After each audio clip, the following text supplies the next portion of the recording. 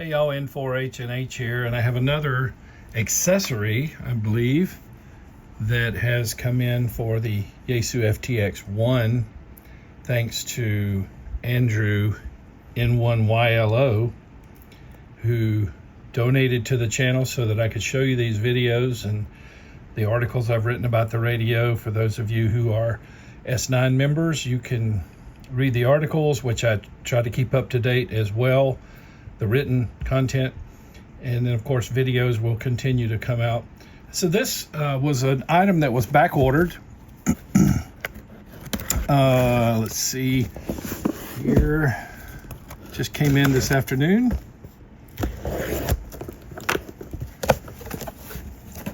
So it's among the accessories that, you know, if you're a member, you can go to my first or second post. It's the post is called First Impressions, where I talked about all the different accessories, and you can read the list. Of course, we have the illustrious peanuts, and that's going to make a mess that I'll have to clean up. All right, let me see. I don't know. Yeah, I was able to get it out without too many. So here we go. Let me show you what this is. Now, I've been looking forward to this because I really don't want to take the unit portable, you know, as an FTX-1F without this. So this, as you can see here, there we go. Let me get it in focus there in the frame. This is a protective carrying handle thing here to put the radio in, and of course then protect it when you got it in a backpack or something like that, and also too gives you a good way to hold it. So I'll show you what it looks like once I get it mounted to the radio. And just in case you're interested in one of these, it's Yaesu part number Sierra Papa Golf-1 SPG-1. I'm pretty sure. Yeah, here we go. There it is. There's the paperwork. And there you can see how it fits on there. So just give me a minute and I'll get it mounted to the radio. I'm going to go ahead and show you the process. It came with these knobs here that attach it to that, there we go, to that protection there, that protective guard. These two here, and then it comes with this for you to screw it into. There you go. It comes with this knob for you to screw it into something like a stand, you know.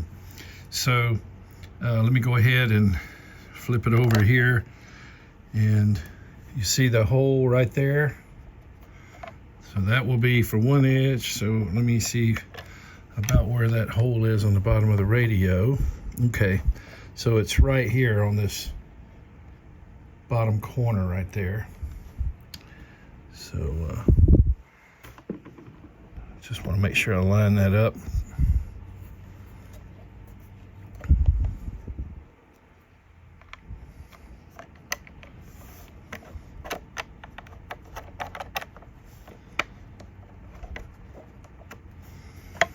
And you know the drill, you want to just get both sides started first. And I'm just putting the knob in, and then I'm moving the radio back and forth until it drops into the little slot. So you want to get both sides started. And I don't have that one in.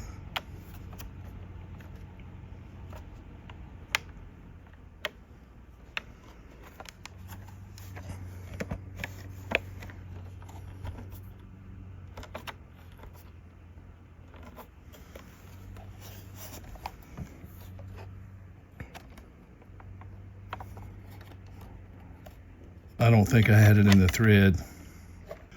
There we go.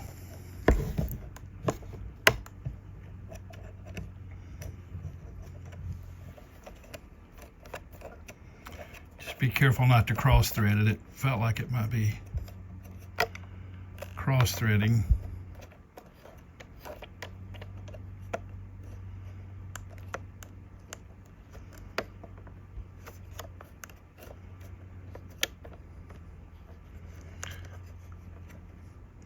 feel like that's something you you don't want to have to do a lot. Just maybe leave it that way.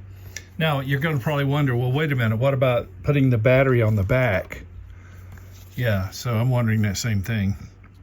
So let me try that. Okay, and well, what about the antenna matching unit? So let's see about that.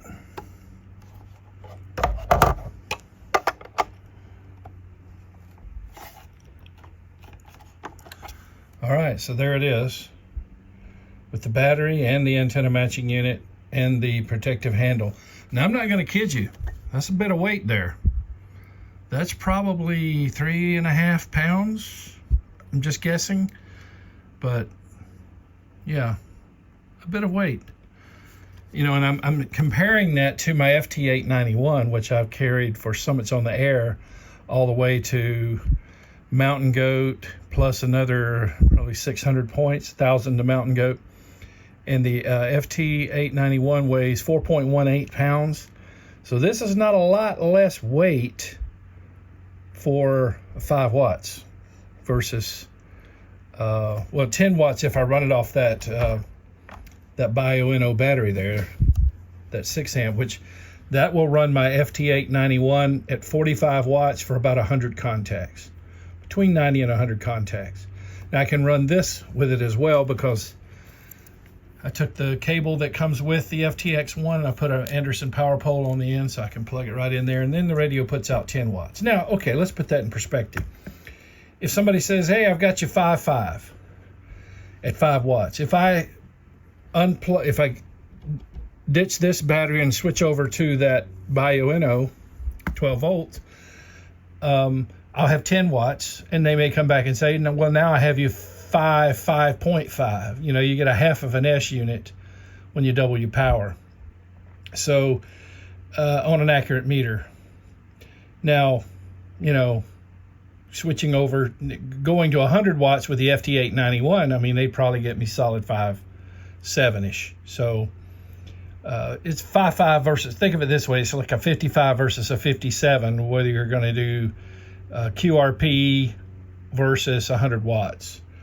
So, but what you have with this is you have 2 meters, 70 centimeters, 6 meters, all the way through 160, all in one radio, and you can simultaneously receive on 2 frequencies. So anyway, there you go. And again, I want to thank Andrew in 1YLO for the gift and making it possible for the rest of you to hopefully benefit from these videos. Oh, and if you're wondering what all the cables, so you guys, if you've been keeping up with all my content here about the FTX-1, Yaesu originally announced no separation kit. So Jonathan, W5GI, was not willing to take that as an answer. So he did similar to here. He ordered extension cables. That's 2 BNC RG316, female to male extension cables. And then this one extends the 10-pin mini DIN that manages the antenna matching unit that's in the SPA1, you know, the 100-watt Optima version, you know. And so this is a way for me to separate it out. That's what those are for. And the only other thing you need is an extension for the power. And really, if you're going to put the amplifier / speaker underneath your seat, you don't really need an extension for the speaker cable because it's going to be muffled under the seat anyway. It's best to use an external speaker. But anyway, that just side note there, I wanted you to know that's why those are laying there. And I've already hooked them up and tried them out with the Nebula stand. I'll show it to you. That one right there, that silver stand that N1YLO also sent. He's really made this entire series possible. You know, benefactors like Andrew, Wendell, Joel, Kurt, Vance. I don't want to leave anybody out. You know, they've made it possible for me to be able to do these unbiased videos / reviews and show you the good, the bad, and the ugly. So, you know, they are much appreciated, and I hope you do as well. So shout out to those guys. Again, Wendell donated the FTM 400. My friend Wendell K5WAN. Jonathan W5GI donated the FTM 500. Then Andrew, of course, donated this FTX-1. Andrew is N1 YLO. And then Joel, my friend Joel here, a good friend I've known for decades, he donated the FTDX10, IC7300, FT991A, and FTDX101MP for me to shoot those videos. I gave him all those radios back, but he had me keep the FTDX10. So without them, you wouldn't have been able to see these unbiased videos like this. And of course, I hope you understand too that I like to go deep into menu setups and operating techniques with each of these radios. So it's better if I own them, because I need to spend enough time with them to become so well versed in it that I can help you.